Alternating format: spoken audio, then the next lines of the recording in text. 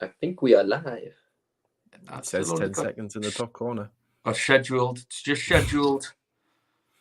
Dun dun dun dun dun dun dun dun dun dun dun dun. I think we're good. I think we're over 20 seconds.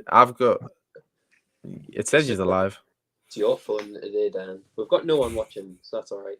So it's just we are live. Yeah. Hello, everyone. Welcome to a live podcast of the main event. You're here with me, Daniel. And Aaron. And Cameron. Cameron is back from the United States of wherever. How are you doing, Cameron? I'm doing very well. Are you even playing the Champions League games yet? I haven't had really much time, but I had a look on it before I joined here, and I've got more points than last week. So when did you? Have you been playing since the start of the season? I've had a team. I've missed you, mate. I've really missed you. I've had a team. 11 points tonight. Brilliant. Nana got all my points pretty much.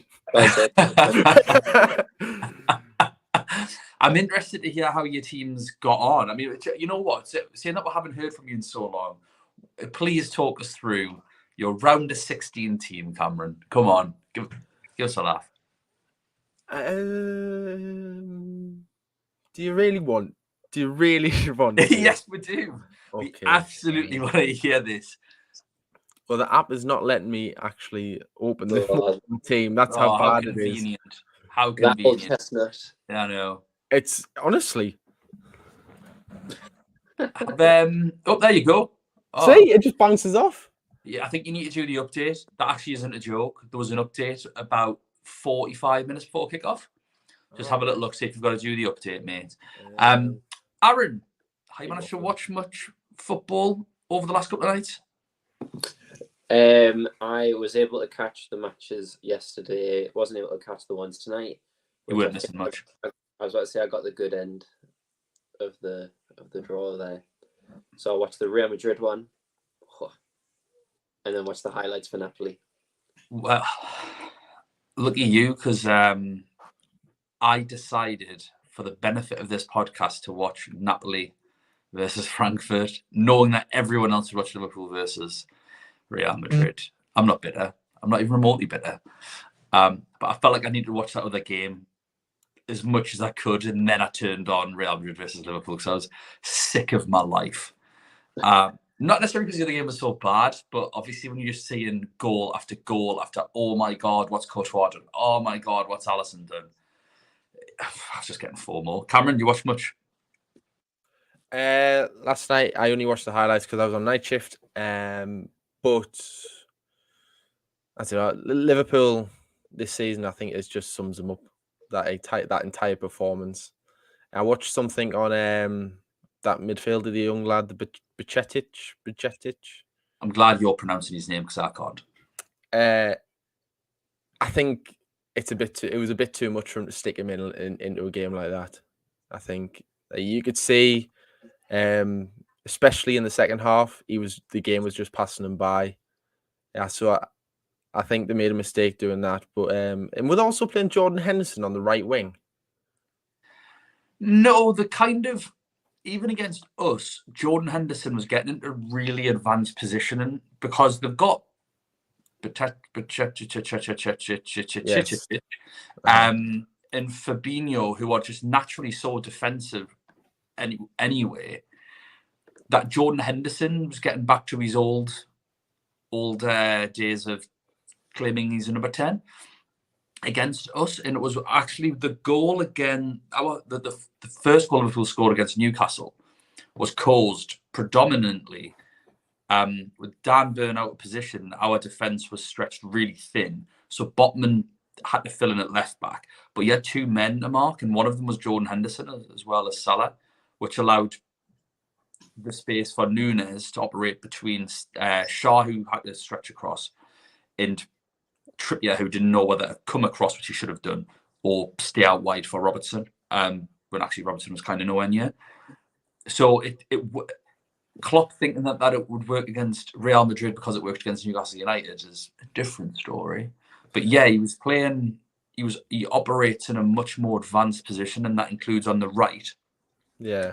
To allow other players to drift around. So I was going to say, from watching the highlights, every time he touched the ball, he was definitely like acting more like a winger everywhere, in the highlights from what I could see. But and I don't know what Ancelotti said to them at half time, but second half they were just wow. They came out on purpose. I mean, for our preview, I said Real Madrid would win 3-0. What obviously I meant was they'd win by 3 goals. That's clearly what I meant, Aaron. Don't try and say anything different. That's what I'd written down. I honestly wasn't remotely surprised by this. Even against I think when we recorded that podcast, it was before the Everton game, and Everton were terrible that game. And it was before the Newcastle game. And I went to the Newcastle game. And other than 10 minutes of magic and 10 minutes of madness, Newcastle were probably the best team.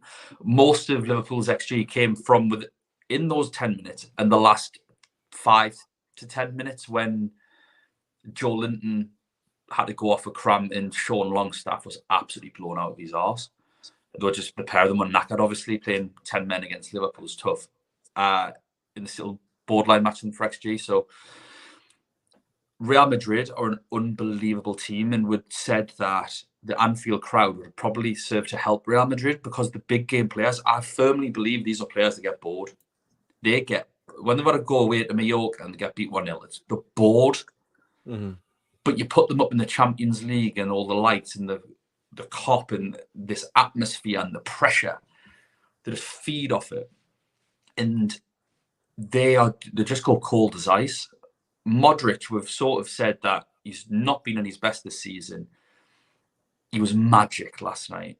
Absolutely magic. He ran that midfield. Benzema, cold assassin. Vinicius Jr., best player on the pitch by a mile. Obviously, it's sort of strange to see Alisson and Courtois both having howlers, but it is with the feet, and neither of them being particularly great over the careers with the feet. But I think the overall result may have shocked some people. But if you've been watching Liverpool this year, and also just do not write off Real Madrid. We used to kind of write them off a little bit because they'd have a hiccup against Sheriff and whoever. I think the season when they won it, when they got beat off Sheriff, I'm sure they lost the other game as well. They'd lost their opening 2 fixtures. Well, yeah, it was Shakhtar, wasn't it? Got to be 3-2 off Shakhtar and 2-1 off Sheriff. And even I think the year that they beat, again when they beat Liverpool in the final 3-1, I think that year in the group stages, the laboured with when they were in the same group as Tottenham, and they looked poor. And I remember thinking they are never going to win the Champions League. Get the knockout, and they're just a completely different animal. And where other players may feel pressure, these guys thrive off it. They have to, in my opinion, they are favourites to win it again. Oh, definitely, especially just based off that first 20 minutes of the second half. The way they just blew the Liverpool away, it was unbelievable. Like, I don't think I mean, they were the first European team to score 5 goals at Anfield. I think that's saying something. I mean, I know Liverpool obviously haven't had the best of seasons this year, but even so, they've still got the defence that everyone was raving about last season before, saying they're the best in the world. Mm-hmm. I think, interestingly, a lot of the Liverpool fans are still using the fact that they've played every single game last year. But I think we're too late into the season now where that doesn't apply anymore. And I watched Thierry Henry, obviously in the American coverage of the Champions League, and Thierry Henry made an amazing point where he was like, Real Madrid have played more games this season than Liverpool have. So it's not even an excuse that can be used anymore. But I think it's an excuse that Liverpool fans are hiding behind. Because yes, they did amazing, but I think it is kind of like what this comment says, where Liverpool, it's just time for a rebuild, really. And I think that's one of the things where with a good coach is where they can kind of see when their players are coming to the end of the road and look to get a rebuild started already. I think the fact that Jordan Henderson has been there so long and he's still starting, not that he's bad because a year ago he was like absolutely solid, but the fact that they didn't have a backup ready. So when this inevitable like lull, the mileage that Jordan Henderson has put into them legs under Klopp is like James insane. Milner coming off the bench regularly. Yeah, it's like there's no backup plan. So it's not necessarily the fact that these players haven't done great because they've won every trophy for Liverpool. Amazing, absolutely amazing. Jordan Henderson and James Milner, two of the most underrated Premier League players ever, let alone English Premier League. James Milner doesn't get anywhere near the respect he deserves. One of the few players to win the league, obviously, with more than one team. And I think he's been absolutely outstanding throughout his career. But that doesn't change the fact that he's getting old. Mm-hmm. And that's where the management has come. It's just that I think we've gotten too used to players like Modric, Ronaldo, Messi, where they have kind of pushed the limit on how late they can play into their career, like Ibrahimovic and stuff like that. And yes, sports science is improving, but these are like anomalies. They just all happen to be at once. It's not the norm for a person to play so late into their 30s. The drop off just happens. And so you need that kind of backup ready. You need people trained in how Klopp plays football. And the players that they have bought are already in their 30s, like Thiago and stuff like that, or they're just too young and they're not almost like they're not ready to be week in, week out starters. That's my. Yeah, I mean, the Thiago thing is something that we questioned at the time. I think we maybe got a little pushback from some people saying that he was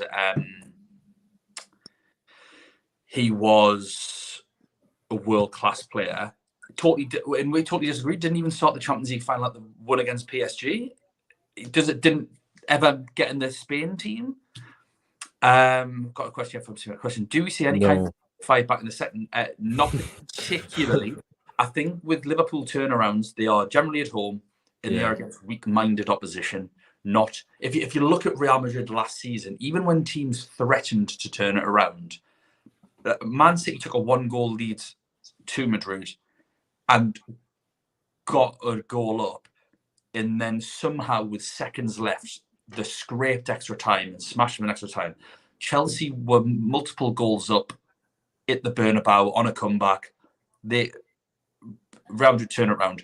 PSG beat them 1-0 away. They take them to the Bernabeu. And then I think PSG might even went 1 goal up in that game, and then Benzema scores hat-trick. Liverpool don't have the capability, I don't think, to score 3. They need 3 goals and a penalty shootout. I don't think they have the capability to do that without conceding. Without Real Madrid scoring. Yeah. I cannot see it. Liverpool are giving off very, very Arsenal vibes. Remember when every single man and his dog was saying, just buy a holding midfielder. Just buy a holding midfielder, buy a central midfielder. You need more bite in the middle. And all they would ever buy were wingers. In the odd forward. Oh, Arsenal bought another winger. And then suddenly the top of the league this year, because they've got Thomas Partey, who, personal life aside, which is a completely different conversation to have, and one that I think is probably an important conversation to have. Certainly something that I posted on Twitter, that I don't think you should be playing football. But looking at his on-field performances, you can see how having a balanced team really, really helps. I think it's not been any secret, again, that we're at the stage where just the normal fan with the naked eye has been screaming to Liverpool to say, you need central midfielders. Thiago isn't happening. Fabinho was maybe one of the best defensive midfielders in the world. He's not now. Jordan Henderson's getting on. I still think he's a terrific player. The new lad is a bit too young still. I don't think Harvey Elliott is the player that they need just yet. Again, very young. thought Fabinho was shocking. Yeah, he absolutely was. It is, and it's so strange because he was so good. He was the best holding midfielder in the league. Now, he's even top 10. He is. I don't know what's happened to him. There have been reports that he lied about his age in France, and that he's actually a few years older than what he claims to be, and that's why he's dipped, because he's actually mid-30s. But that's a rumor. Cameron, you got your team up yet? I have. Yes. Right, tell us who your team is, and then we'll go through who Aaron and I had in this game. Okay, we'll go. Karen, bear in mind, I haven't touched the game really since the group stage ended. Did you make a round of 16 team? No. So this is the entertainment that the people have missed. Onana in goal. Not bad. Yeah. De Ligt, Hakimi, Rudiger, and João Cancelo. Salah, Kulusevski, Goretzka, Haaland, Mbappe, who's injured, and then Sesko, but then I had Eder Militao. That's rough, that, mate. How many returns there? 3. Is that 3 returns?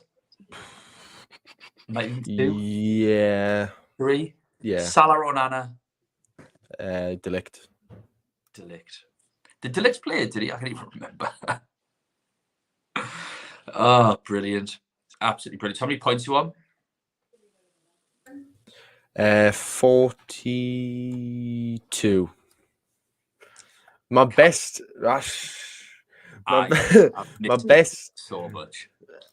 My best match day, which I was quite surprised when I've just checked, is match day 4. I got 74 points. Smashed me that week, mate. I think I got around 50. That was just thanks to Goretzka and Salah, who both got 16 and 17. You got Goretzka 16 points. 17 points. 17 points. That was. Be fair to you, Cameron. I'll never forget when you brought Haaland in when he played for RB. I'm living off that. He bagged a hat trick on his debut. So yeah, I'll be living off that for a while. Can we roll any transfers in this round? No, you can't roll transfers, but we'll talk about that at the end. For plans of action, plans of attack. Right, Aaron, who did you have from this game? So I had Vinicius Jr., unfortunately not captained. Fucking bastard. I took it off him 5 minutes before the deadline. Oh, I'm happy. So just have his 17 points. Benzema 13 points, and that's it. That's it. Just the casual 30 points from 2 players. No bother. It's more than my team, pretty much. I just had Benzema. So my issue, and I cannot remember if I think I might have said this on the last one that we did, the last review. What I had as a dilemma was I wanted to bring Kingsley Coman in. The options, I didn't want to take out Kvaratskhelia or João Mario because of their price. So I had Jude Bellingham, I had Riyad Mahrez, and I had Vinicius Jr. I had to take one of them out for Coman. And basically, I had FOMO over Bellingham. And with Vinny's form and Liverpool, I didn't think he'd be so highly owned. So at 10 to 8, I took out Vinicius Jr. So just threw his 17 points in the bin. But thankfully, I had Benzema. Didn't captain him. I stuck with Coleman. I've obviously spoiled one player that I've had in tonight's games. But if we look at the other game, Napoli versus Frankfurt. So I'm guessing neither of you watched this game. Did you watch the highlights? No. I was kind of, so to answer the original question, no, I didn't watch it. But I, in addition to the highlights, obviously with how well and like kind of the moments of magic from Cravadonna, like that assist and stuff like that, I had him as my captain, so that sucked. But that could have been a massive. In real life, he wasn't great. He was fine. Well, first 20-25 minutes, it was Frankfurt. Frankfurt were the much better team, but I think you have to expect that. Napoli, obviously a very good team, but they are playing away in Europe to achieve in the round of 16. I think you have to show Frankfurt respect, especially with how they've been playing. Frankfurt could have been a couple of goals ahead really early doors. Some good saves by the keeper. Napoli's best player in the first 20 minutes was their goalkeeper. I thought Osimhen was really good because the ball wasn't going up to him a lot, and when it did, it was sticking. He was being a bit of a hassle. Kvaratskhelia wasn't in the game much. The midfielders weren't in the game much other than Ongisa, because obviously he's sort of the one making the tackles and trying to help out the defence a lot.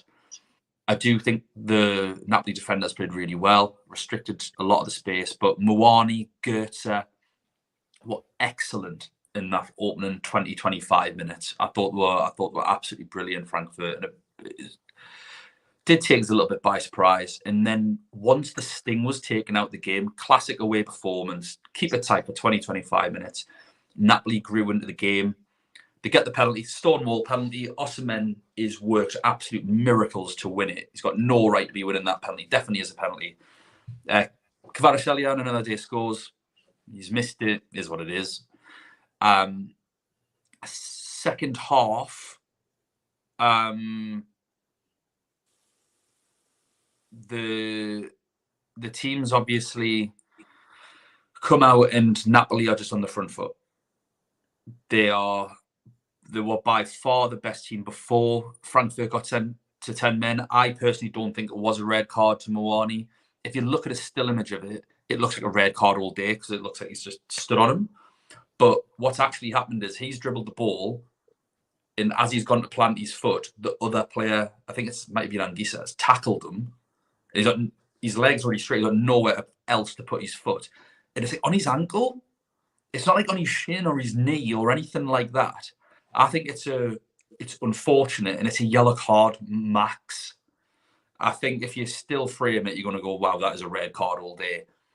But when you watch it in normal time, you can even watch it in slow motion. But as long as you watch everything leading up to it, it's not a red card. So I think it was really harshly done by, and that's from someone that had a Napoli defender. And I wanted Muani to be sent off. Di Lorenzo's goal was magic. You're right. Kvaratskhelia did very well, but I still think the finish was better than what Kvaratskhelia was able to do. And then obviously the game was put to bed as well. Osimhen. So it turned out to be a good night for Napoli. I think that tie's dead. The fact that literally the fact that I just don't think Frankfurt are going to score a couple of goals in Naples. I think being the away team, without Muani, their top goal scorer, their best striker, he's comfortably in the top 5 most informed strikers in Europe at the minute. Without him, I just don't think about a linchpin. So I think having Napoli players, I think actually having an extra Napoli defender for the second leg is a really good idea. We'll talk about that again at the end. Did you have any players from this game, Aaron? Yeah. Osimhen, Kvaratskhelia, and Di Lorenzo. Me too. 3. Yeah. Did you keep Kvaratskhelia in your team? Yes. I had 2 worst players. So I took him out. Whether that was a mistake or not, I don't know.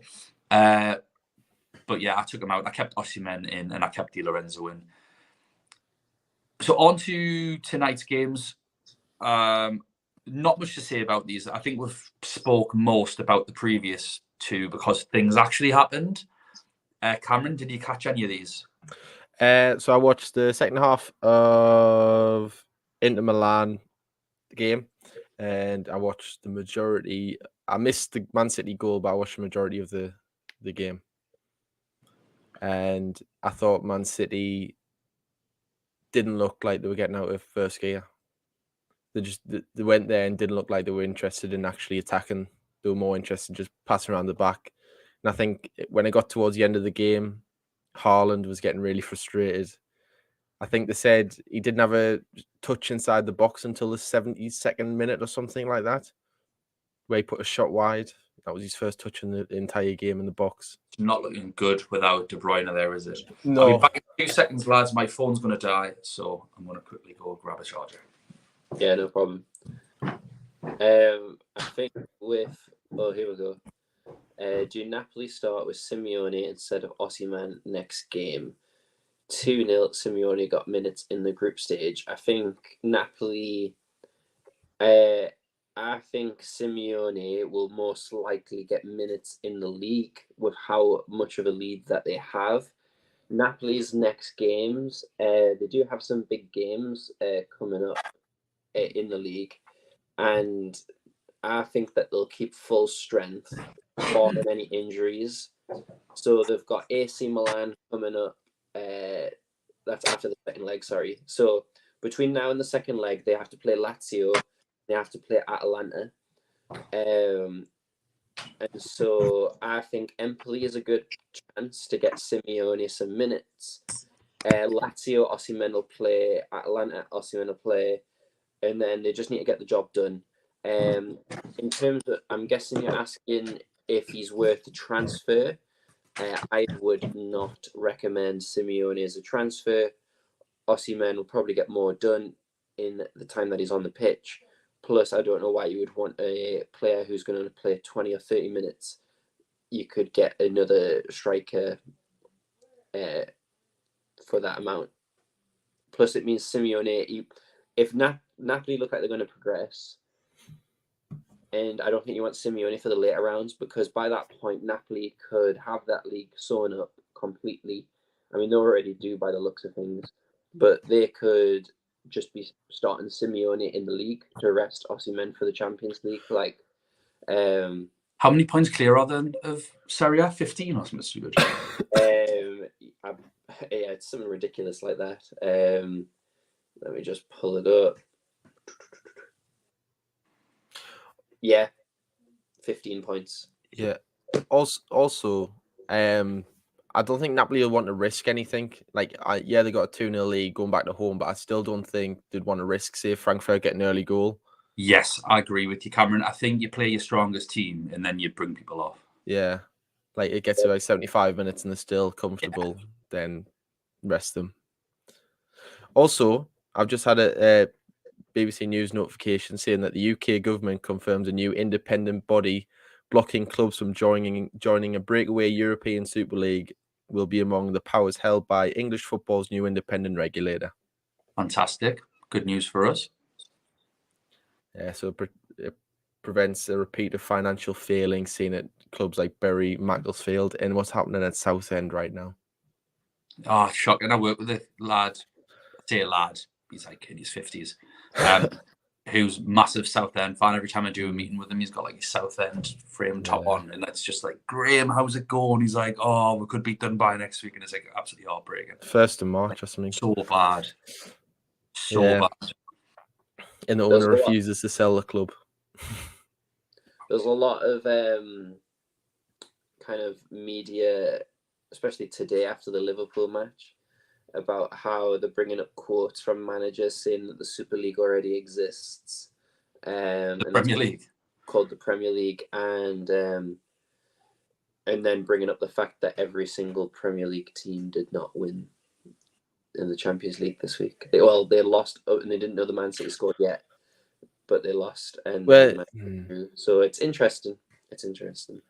Is it not going to just be like, they could, when obviously the Champions League goes to like the league format, is it 2 years? 2024, I think this is the last. They've got one more. So next year, season. Yeah, the last one, I think. Yeah, so they could sort of say, all right, that's now the Super League sort of thing, because like the best of the best is playing in that league. I suppose by name, but the point was that Real Madrid, Juventus, and Barcelona were going to run the show so that they could get all the money, not UEFA. That was they wanted to be a closed shop, whereas obviously the Champions League isn't a closed shop. That's sort of the point. Like, UEFA have changed it so that it can compete with the idea of a Super League, because the bottle jobs.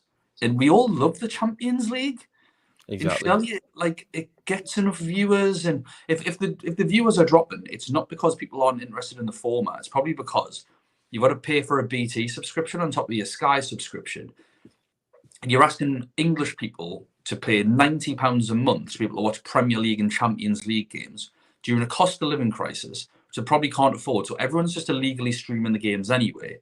I appreciate people in other countries do get much better packages. Yeah. But in terms of our country, like, we just stream the games, just illegally stream them. Yeah, this is what this like article says. It says it's going to stop English clubs from joining the closed shop competitions, which are judged to harm the domestic game, introducing more stringent owners and directors tests to protect clubs and fans, giving fans to stop owners for changing a club's name, badge, or colours, and ensuring a fair distribution of money filtered down the English pyramid. I like that last one. I like them all, to be fair. I like all of them. Yeah. I mean, the fair owners tests, that ship's the horse is bolted. Like, it bolted in the 50s when General Franco was in charge of Real Madrid from behind the scenes during the, like, well, of course. I mean, it's going to end up within the next 30 years where every single one of the Premier League clubs is owned by some sheikh prince. I agree, Callum, and that's why they've done it, to appease the Super League teams wanting to break away. You know, if you can get in, you're all right. Real Madrid will use their strongest team for the second leg, or Vinny Benzema could be rested due to the great advantage of the first leg. I still think they play and will get sucked off early. Defensively, I still wouldn't go near them because Liverpool can still get a goal. I just can't see them scoring 3 without reply. And that's even just get it to penalties. They need 4 without reply to actually just win it outright. Real Madrid do have some horrible fixtures. I think they've got El Clasico like 3 times, Atletico Madrid twice, Liverpool. I'm sure it's just an awful fixture run for them at the minute. I can see them but playing and just being rested early. That being said, Atletico Madrid aren't particularly great at the minute, and Real Madrid usually do quite well in that Madrid derby. Atletico Madrid aren't usually up for it. Anyway, we were talking about Man City. We're talking about Man City, Leipzig. I've got back. We've got back on everything else. Mahrez got the goal. His goal scored player of the match. Gvardiol with the other goal. Who got the assist? Gundogan and was it the left back or was it? I don't know. Or was it Slobber? I think Szoboszlai. Dominic Szoboszlai. I don't know. It was a good cross though. He's a bit of a legend on the pod. He's one of the old Salzburg boys, Cameron. He is. So, look, honestly, the game was fine. It says Holstenberg on. I thought it was a blonde, tall player, and I was like, well, Szoboszlai's not blonde, or particularly that tall. What we'll love to see from you, Cameron, just making shit up. I said left back at first. I'll have you know. Yeah, the game was fine. I've got nothing much to say about it other than, like, Haaland wasn't in the game. They didn't give him anything. Mahrez did well in the first half. Haaland Mahrez could be rested in game week 25 FPL. Nah, they've had the rest already. I'm surprised Julian Alvarez wasn't playing. Is he injured or something? Man City didn't make a sub. He does this, Pep. He does this when they're struggling. I don't know what the psychology is behind it, because it doesn't work. I don't know whether it's to punish them or to test them. But when Man City don't play well, instead of accepting it and making changes to proactively affect the game, he leaves them. Like, you have to grind out this, like it's some kind of attritional test. And I don't understand why he does it, but he does it a lot. If Man City were winning that game 1-0 still or 2-0 after 75 minutes, players come off. It 1-1 and they aren't playing well, yous will stay on and you will battle for whatever reason. Alvarez was on the bench. Foden was on the bench. Criminal. He's criminal sometimes, Pep. And he's, like, obviously it's one of those things between genius and madness, isn't it? In many ways, he's a footballing genius. But he often crosses the line into just total madness, doesn't he? Where it doesn't help the team. Leipzig were shit in the first half. They couldn't have made it any easier for Man City. And then they came out, played how they normally play, played like the home team. And I think the draw was a fair result, based if you look at Man City did better in the first half, Leipzig did better in the second. Both had the chances. Yeah. Great dull game. Just Man City weren't looking for that final ball. Like Haaland was making these runs in behind, and they prefer to just like cut back and then knock it back to Nathan Ake or play it into Gundogan. He'll pass it back to Rodri. He'll knock it to Ruben Diaz. Yeah. And it looked like they were just happy to just to take a draw and then obviously go back. But I don't know. I think Leipzig are dangerous. I think that, and they have especially if Nkunku will probably be fully fit enough and be starting. That's a punty pick, that, isn't it? Nkunku at the Etihad. I love that. If someone's got a pair of cojones, that's the pick to go for. You know what? I've got two lined up in terms of transfers, which we'll go through at the end. That might be my third, but we'll have to see. Aaron, how many players did you have from this game? I had just Haaland. Did well. Rough. He was my captain. He was your captain? Who was your captain on the first night? On the first night, Perisic. Who was your captain on the second? Grimaldo. Oh, how was your captain in your third? Cravadonna. I've full on grade and cursed every player. Grimaldo got 7 points, didn't he? But the thing is, if Kvaratskhelia scored that penalty, it would have been a totally different out. Like I know that's super obvious to say, but he didn't. But that's the reason why I switched to him as the captain, because he was on penalties. And he gets an attack and return. I think it's on like a 10-game streak now where he's got an attack and return every game. And so Aaron, even though I wanted to miss, I have Cavaradonna, but I think with the amount of people that had captained him yesterday, if he scores that, plus he gets his assist later on, if he does, I appreciate if he scores that, the game might be different. I appreciate that's how like physics works. But for argument's sake, let's say he gets an assist later on. So he's on what there? 5-8. He gets his 3 for playing plus clean sheets. That's 11. Probably gets player of the match. He's on a 14-pointer, not a 4-pointer. And with the amount of people that were captaining him, I was like, oh, I actually really quite want him to miss because Osimhen already got the penalty award. So I was quite happy when he missed, but I was thinking about it today and just how different that could be. Like that wasn't like a terrible pick. He's just missed the penalty. And also, like, if you said to someone, right, Kvaratskhelia has a penalty guaranteed, that's what, depending on what XG model people follow, somewhere between 0.74 and 0.82%. And there's 3 major models that people follow, and the amounts fall within those 3. There's better XG experts than I am. I'm a total novice with it, but I'm pretty confident that's where it sits. So that's obviously just relates to the direct percentage, with a penalty being a close skill. You obviously want to back someone at a 75% chance of scoring. The odds are there. And the fact that he didn't is just a bit of bad luck. It wasn't a very good pen. It wasn't a terrible pen, but it wasn't a very good one. Nice height.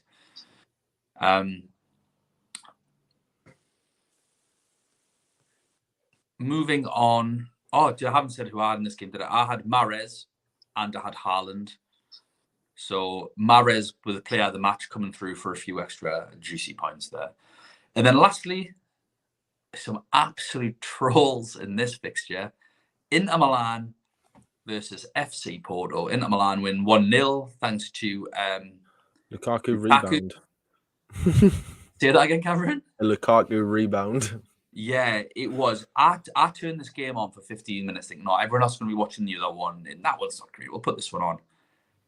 Honestly forgot I was watching football. I had to quickly put my laptop on to do something just quickly to set this up. And 15 minutes had passed and I just thought, oh, I forgot the football's on. And then I forgot that it was that game. I forgot that I'd turned that game on. I was like, oh, this Man City game's quieting down. That is how boring and shit this game of football was. The only good thing that happened, other than Lukaku's goal, was Otavia got sent off for 2 yellows. I think it was. No, I think the red card was a bit soft. Like if he did that foul without being on a yellow card, I don't even think he would have got a yellow card. And then the most entertaining thing from this game was DeMarco getting subbed off after 58 minutes with a yellow card and seeing the utter meltdown of him getting a 0-pointer. That was literally the highlight of this game. People losing their mind over it, and rightly so, because I had him on my bench, and I was honestly and ahhing between him and Haaland. Totally overthinking it. Not that Haaland did anything, but get 2 points, which I'll at this point take over that big fat donut from DeMarco. Could have so easily been me. Did you have any players from the game, Aaron? DeMarco.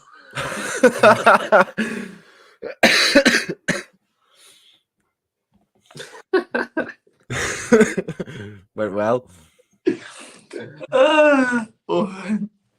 So I have now a little bit of a cut in the head. I was sitting very quickly on 94 points. I have now dropped below 90. Oh, you've lost points off tonight's games. Yeah. Wow. So it's not good. Well, I mean, it's just a bad finish to what would have been a good game week. That would have been a phenomenal game week as well. Just you know what? It's margins, in it. Just imagine, just even the one margin. You go, you know what? I'll captain Vinicius Junior. Taking an extra 15 points. Bastoni seemed the right pick. 8 ball recoveries.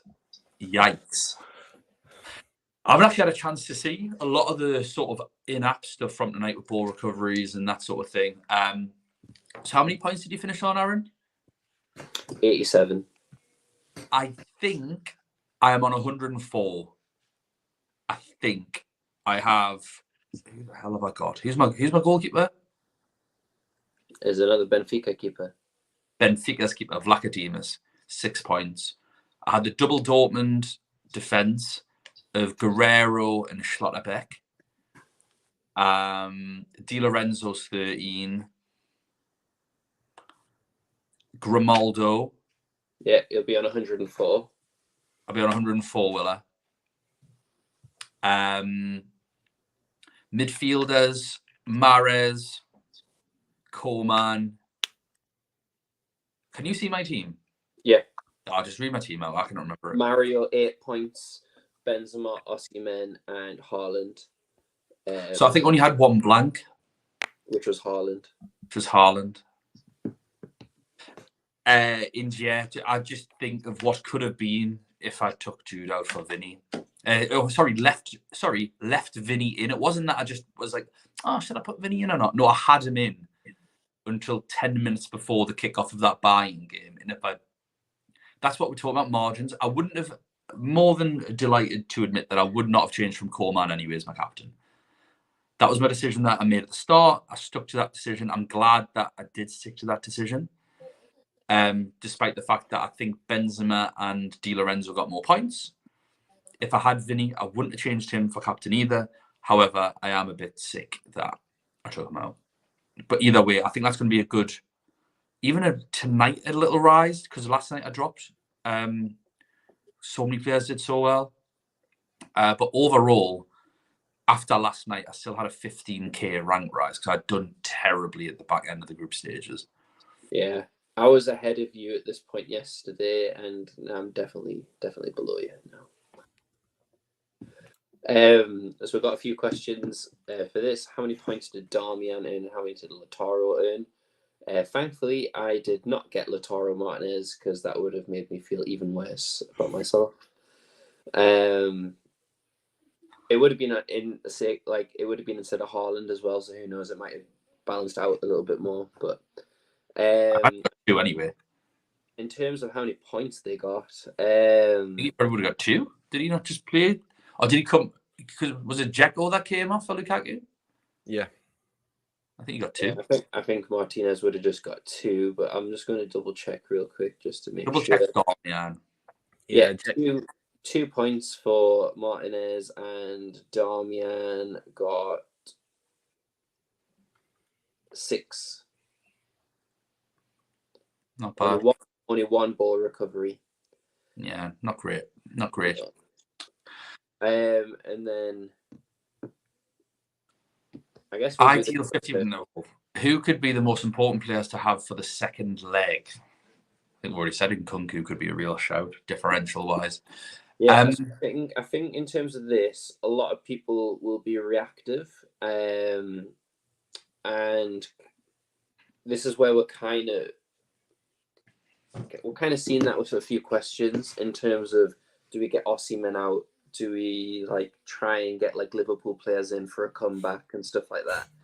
And I think at this point, especially if you don't have a wild card, if you've got a wild card, then this is a great time to kind of punt on a few of these comebacks, especially if the comeback team is playing at home. But if you don't have a wild card, you kind of just want to be which teams look likely to win going through already. So, for example, I was looking at potentially getting Mbappe in. Currently, at this moment in time, Haaland would make way for Mbappe. Yeah.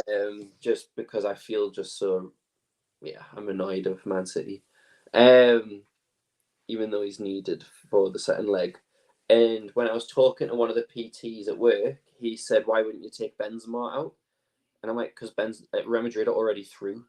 Like, why would I take him out to then put him back in? It wouldn't make any sense." So it's just things like that where, like, yes, you want these like big hitters that are potentially going to have these, but at the same time, I don't have a wild card, so I don't want to be making transfers that I then have to remake later on. I've got to kind of start a plan for the round afterwards. Thankfully, funds aren't an issue, but players like Perisic, even though it's in London and Milan, ever since Theo has dyed his hair blonde, have not conceded a goal. So Perisic, it's people like that I need to look to get rid of. Even if Tottenham do something and Perisic gets a return, it's not worth me holding on when I can start to plan for the round afterwards. I know that's probably not the answer, but from my perspective, for my team, that's what I'm looking at. I totally agree. It's something that I was having a little think about anyway. And we've got to look at the fixtures individually.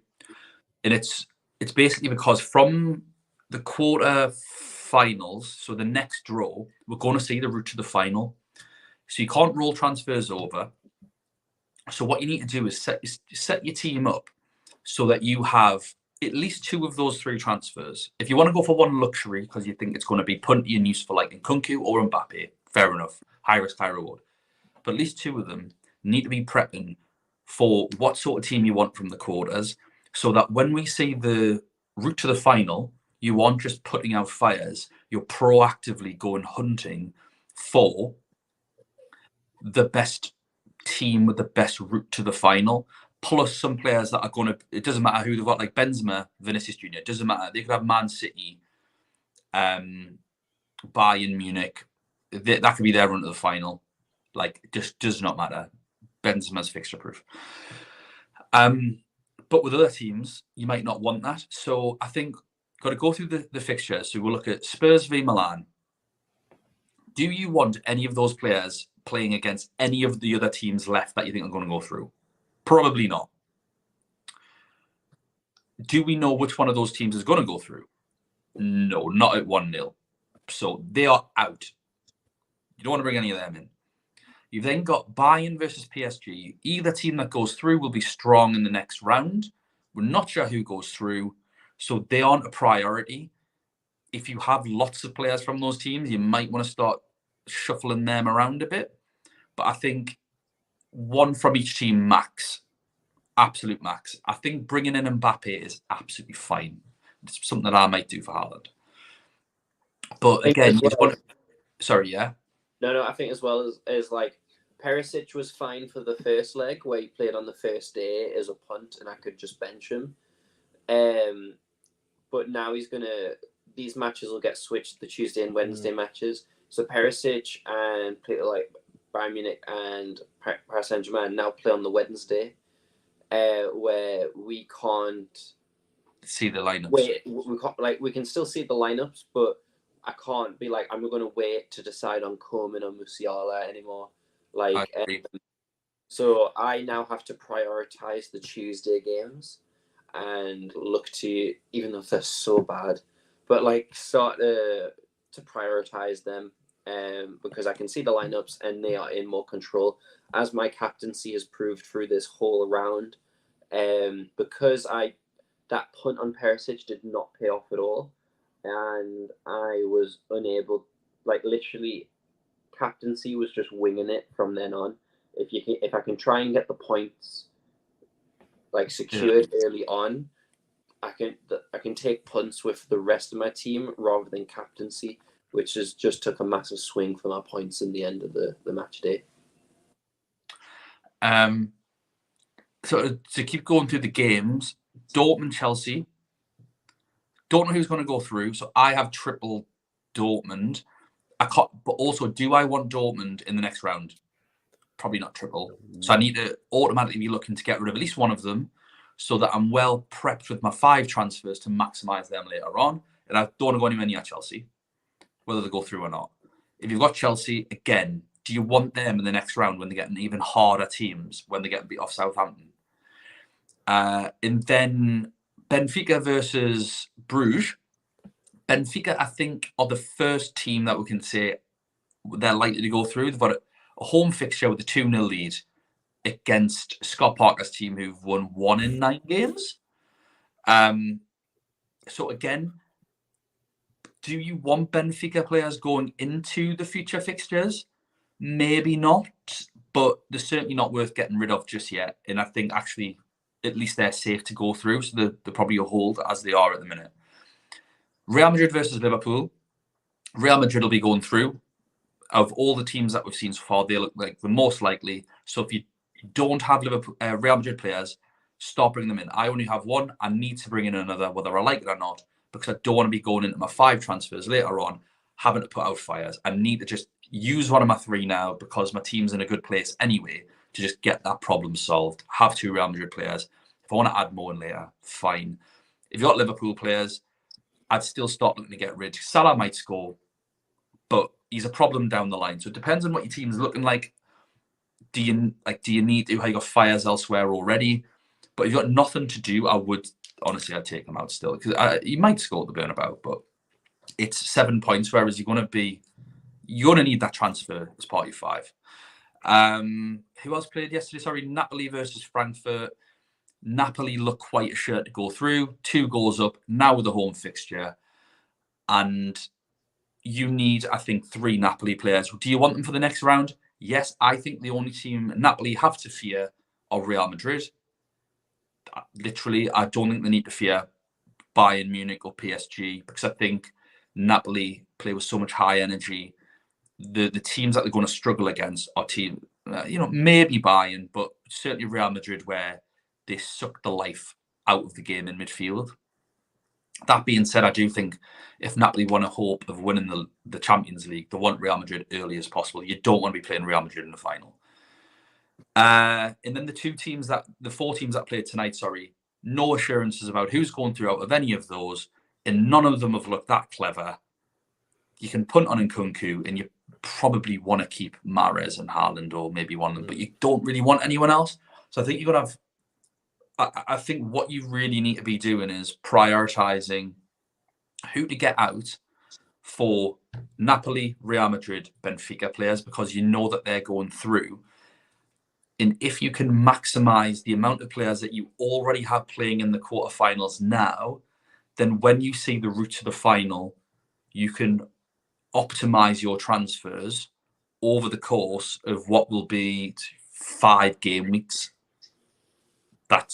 So it's impossible really to just name players off the top of my head. Really, it's more so about teams and team specific transfers.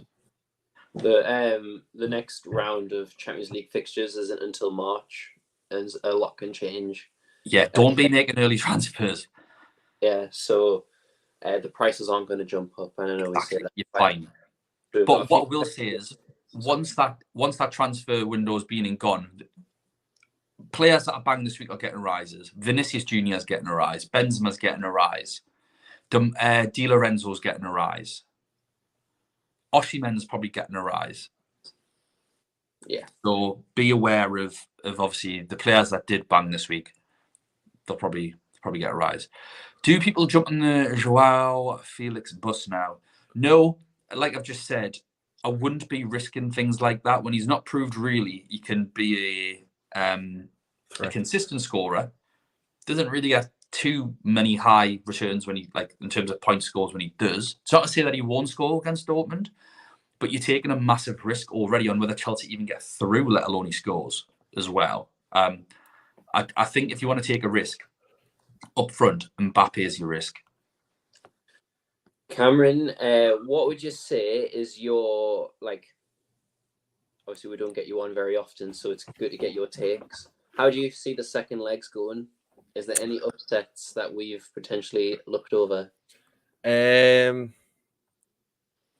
I'll go through it. I love Scott Parker. Can we just clip that? Is that possible? Can we just clip that? I love Scott Parker. And I remember saying 2 seasons ago or something, I said I think Scott Parker will win a Premier League as a manager.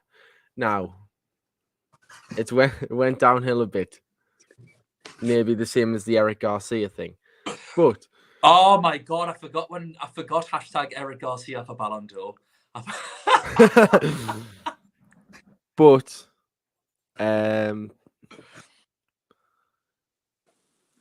I can see them doing something. Like 2-0 down. The 2-0 down. So I think they can't win a league game for love nor money. They draw a lot. Well, that's really going to help them when they're 2-0 down, Cameron. But no, right. So I think Benfica will go through. I've just seen one of the comments. I love Scott Parker. No, so I think Benfica will go through, but I think Bruges will win the second leg. 1-0. I think Dortmund will go through against Chelsea. I think Dortmund looking very good against a very, very, very shaky Chelsea team. Yeah. Who knows? Graham Potter might not even be there by that point. I think he's got the back, and I think he needs time. Oh, he needs. They're doing an Arsenal/Liverpool, just buying a million wingers and not really getting in. Selling central midfield. I mean, how many did they sign? 11 or 12 players or something like that in January. They're a mess. There's no plan there. How many? There were 90% of them were under the age of 21. Yeah, they've got to have time to develop. Tottenham, Milan. How do you feel about Graham Potter? If you love Scott Parker, how do you feel about Graham Potter? I think obviously Scott Parker had a good start to his managerial career, then it's went a bit downhill after getting beaten 9-0 off Liverpool. Graham Potter, though, I think he's done it the right way, and he hasn't. Obviously, he didn't really have a top class playing career. He did quite well for himself. He did play in the Premier League, I'm pretty sure, for Southampton or something like that. I think he did. So he obviously had a decent playing career, but then he retired quite early, and I think he's done it the right way by going, learning his trade, building his way up, spending a lot of time, different countries, different environments, and now I think he's got his chance. And so far, it hasn't obviously worked out to where he would have hoped or Chelsea fans would have hoped. But I think if they give him definitely let him stay out the season, give him another transfer window, because you can't do anything in one transfer window when I doubt he's making any of them signings. No. So I think you just got to give him time. Give him another year. I think he'll be fine and he'll turn it around. Because he's proven, I mean, At Swansea, he wasn't brilliant, and but he proved that when he got a move to Brighton from Swansea, that after giving some time, Brighton started to perform and they started to push. I mean, obviously before he left, I think Brighton could have probably sneaked into a Conference League spot. Yeah, I think they were, before you got appointed, they were absolutely nailed on to be relegated. Oh yeah, definitely. You're absolutely right. What he's done on that budget.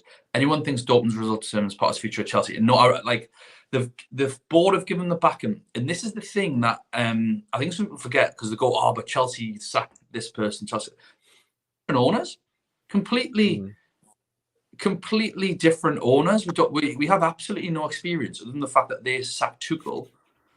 For no reason. Probably because of his man management skills that have generally not been great. Although, again, me and Aaron have said quite a lot that his coaching is absolutely fantastic. Mm-hmm. So yeah, I think one of the issues is the sort of knock-on effects that fans get really mad with the owners of clubs for like sacking people after 7-8 games, and the game's gone. But we're also now nervous about it, that we're like, oh, well, do you think he's going to lose his job? And then it becomes this vicious circle where clubs probably hear people talking about it, it's become the norm, and then they react to this noise. Whereas I just think everyone just needs to calm down. Just calm down. He's had less than half a season. He's not making signings. He's not had time to implement. And it took him a while at Brighton. And I appreciate, Chelsea aren't that club. I mean, let's be honest, Chelsea are that club. The reason why they weren't was because of Abramovich. But they've actually got the opportunity, I think, to keep him and do something quite special. But I think if you go into Tottenham Milan, I think that could go either way. I think it all depends on if Son shows up, and he ain't showing up, man. No, not this season. He's not, but you never Milan, know. I do think Milan will go through with that one, but it's again it's whether Harry Kane can work magic. Yeah, but I don't know. I think it could go either way. Maybe you favour Tottenham to get something out of it because they're at home, but I don't know. I'm not really too sure on that one. Bayern Munich PSG probably should be the final. I think the final, like over Real Madrid. Well, I don't know. It's nice to see someone different in a final. I know. We've not seen a PSG Bayern Munich final before, Cameron, for a couple of years. But I think like the standard of teams in this game. Also, I saw something today. Just a quick switch. Steven Gerrard's been linked with the PSG. Yeah, that's just got to be paper talk. Took a rumour to be going back to PSG, but I've heard Jose Mourinho, the special one, is also rumoured to be going there. He's been very coy in Roma press conferences. That's a Jose Mourinho job. That is a proper Jose job. Just go in there and win. Get your own half, son. Track back. Neymar, you're playing. I don't care if it's your sister's birthday. You're playing. He went to extreme lengths to hurt his ankle to get his sister's birthday off this year. Of course he did. He used to fake it too many times. Like, shit, I'm gonna have to actually do it this time. I think Bayern will go through though, mainly because they're at home. And 3-2 PSG had finished last year. It's Bayern. Yeah. And in Paris, it finished 1-0 Bayern. So get your money. Well, if you go off of that, and Greenwood scoring a hat trick. Honestly, I think it's a great shout. Punt on Mbappe if you feel like you've got like a good rub of the green with the players that you picked so far in terms of your transfers. Like, if you've got like triple Benfica and triple Real Madrid, and who was the other team? Triple Napoli or quadruple on these. I think at that moment, I think you can risk a player like Mbappe. Tonight, like the reverse fixtures tonight, I think Porto I think that obviously getting the man sent off in pretty much for the half an hour, 35 minutes I watched of it, they just sat on the edge of their own box and let Inter Milan do anything. Inter Milan would just, I think it could be dangerous for them. I think if the players are on top form, then Porto shouldn't really stand a chance. I can see Man City getting knocked out if they play like they did tonight. Because, especially, well, exactly, Nkunku, obviously, I think you'll tonight have KDB back. Will they? For the next game, yeah. He's poorly tonight. Oh, is he? But no, Nkunku will be back fully fit. I think this is only his second game back from injury. Off the bench, yeah, second game off the bench. So I think he'll be back fully fit, playing. Even when he came on, like you just saw, like the energy provided down. He was mostly down the left wing, and against Kyle Walker, who I don't think was very good tonight, especially second half. Yeah, I thought he was good in the first half. I thought he was really poor. Second half, he was giving the ball away a few times. He looked a bit nervous when Leipzig started like a trigger a press against him. I actually knew what happened last time. Yeah, 6 months. Constantly every game at right back. You could see like when they started to trigger the press against him, he got a bit like happy feet, and he kept moving. He was doing like, oh, he didn't know what to do. He kept like, should I pass it back to the keeper? Should I turn and boot it up the line? So I think if Leipzig play like that, which I think they have every right to, because they've got nothing to lose. A stat that went completely past me is Leipzig have only lost one of their last 21 games now after this match. So they lost against Union Berlin recently. Who are joint top? I think they're joint top of the Bundesliga with Bayern and Dortmund. What a league that is! And then their last loss, obviously with the World Cup, but their last loss before that was in September. So they're doing all right. That's a stat that completely passed me by. I looked at it completely different if I had known that. And then the last two games, I think, are the only games that I think everyone knows who's really going to go through, and that's Napoli's going to go through against Frankfurt, and Real Madrid's going to go through against Liverpool. And Jurgen Klopp will be sacked.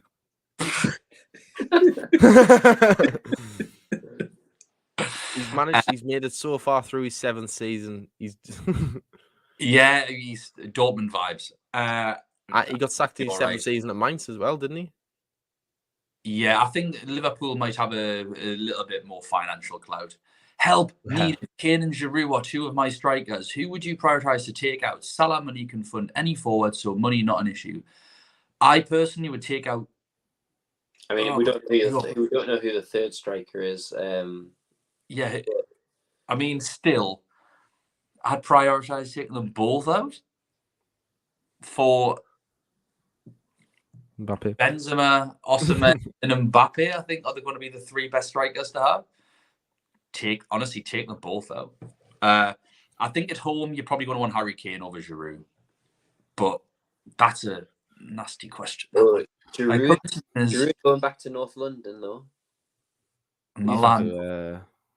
I know that's what I mean. It's written in the stars, isn't it?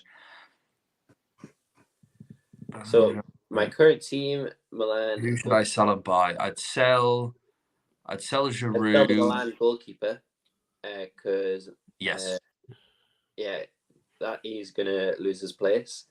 Cancelo, Grimaldo, Guerrero, Theo, Grimaldo twice. I'm not sure with that one. Bellingham, João Mario, Mahrez, Kravat, and Sane. I'd personally get rid of Giroud, Bellingham, and Cancelo, and I would bring in the Milan goalkeeper as well. You want to be getting in like Courtois or someone. I wouldn't get rid of. I maybe wouldn't get rid of Bellingham. I'd definitely get rid of Giroud, and you're going to want you want Benzema. It depends on if you want to risk it. You can go on Mbappe, but it needs to be one of those two. yeah, you want a different goalkeeper, and I'd probably go for Vlachodimos at Benfica at home and against Bruges, and between Cancelo and Bellingham. I've just noticed his profile picture. Is GoFundMe? No, Callum's. Yeah. Oh yeah, is that the goal? Is that the goal against Sunderland? Yeah, that's at the Stadium of Light. Is it? Yeah. That's Alan Shearer's last match. I always thought he was bandaged up in that game. Yeah. That's his last ever goal, wasn't it? Mm-hmm. 1-0 down, 4-1 up. I think I was at that game. Yes, I love the Nkunku punt. It is brave, but I don't think you can punt on Nkunku and Mbappe unless you've got a team of absolute winners so far. I got 86 points. Well done. But Haaland blanked. That's the way it goes. He didn't get any service. Yeah, he had one shot in the game, I think. What I don't think was Haaland's fault. He got out. Absolutely nothing off that midfield. Bless I him. prefer to pass back than pass forward. Thanks for the feedback. Very good analysis. You're very welcome. You're welcome. Oh, nice. Hope you're well in Venezuela. So I've bought into Real Madrid hype by beating a poor Liverpool side. Real Madrid haven't been great in La Liga this season, or are Real Madrid just a different beast in the Champions League? Second bit. I would disagree that Real Madrid haven't been great in La Liga. Real Madrid are on track to beat their point tally from last year. It's just that Barcelona's just been really good. has really picked up. Yeah. So I think it's almost like Harry Kane's season in FPL, like in the Premier League, where he's having a good season, but it's getting seen as not great because of Tottenham's position and Haaland overshadowing his individual achievements. So I think it's the same for Real Madrid, where because of Barcelona really picking up the pace, we're kind of assuming that if Real Madrid don't win, they're not playing well. But Real Madrid are playing better this season than they did last. It's just that, they're getting better points than they did at this stage last They're season. also a different beast. Yeah. Totally different. Should we triple on Newcastle in next year's UCL fantasy? There's not a Europa League fantasy, is there? There is. Is there? They do a fantasy league for anything these days. Well, very true. But no.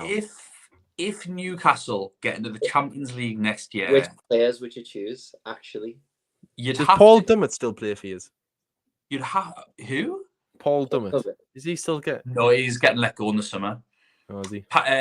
Sorry, put some respect to that name. His name is Paolo Di Maldini. Thank you very much. Sorry. I think I would choose do you know Joe Linton yellow card, but ball recovery is like Joe Linton will get some ball recoveries. He'll probably be like 4.5 million midfielder. If Joe Linton's 4.5 million midfielder, and we actually get into the Champions League, it's not. Nick Pope will be a cheap keeper. I think. Then I think you probably would. Nick Pope will get loads of saves. And I think he'll be like a 4.5 million keeper. And I think you might even would you double up? Would you go Trips? No. Not that because Trips wouldn't do a you wouldn't get many ball recoveries bonus, but he does get ball recoveries. He does get I think you get lots of ball recoveries. The odd assist, does like a yellow card, but other than that, like there's not. We don't really have goal scorers. Yeah, for me, Almiron's our top goal scorer. Yeah, I don't really watch much in Newcastle. I wonder why. Has Anthony Gordon played a game for you yet? He's came off the bench 3 times. Right. Yeah, he might be the other one, or maybe St. Maximin. Just. Isak. Depends on who we get. If we get Real first 2 games, triple up on our attack. I don't think you can go for one of your strikers because they'll end up getting injured. Yeah. Maddison, Bruno, and Nick Pope. Maddison, yes. Love that, Callum. Absolutely love that. Forget James Maddison straight away. His 5th defender was Di Lorenzo. You wrote that instead. Keep Di Lorenzo. Yeah, it doesn't matter that you misspelled that. It makes no difference. Di Lorenzo. Good. That's all the questions in the comments. And that's us done. Another long one. Happy days. Yeah. Cameron, thanks for jumping on, mate. We'll have to get You're you on more. Always good crack. Aaron, don't need to thank you, really. You provide absolutely nothing as ever. Please don't forget to follow us. We are at UCL Fantasy Pod on Twitter. Please give us a like and subscribe on here as well. Cameron, what's your Twitter handle? It is Cam Dodds TUS. There you go. Give Cameron a follow if you want some more terrible opinions. Thank you very much. And we will see you next time. We'll do another preview, obviously, for the next legs. And we'll be jumping on for some more match reaction on Wednesday nights as well. Hopefully get Cameron on a few of them, and maybe even Nathan. Wow. So thanks again, and we will see you all later. Bye now. I did not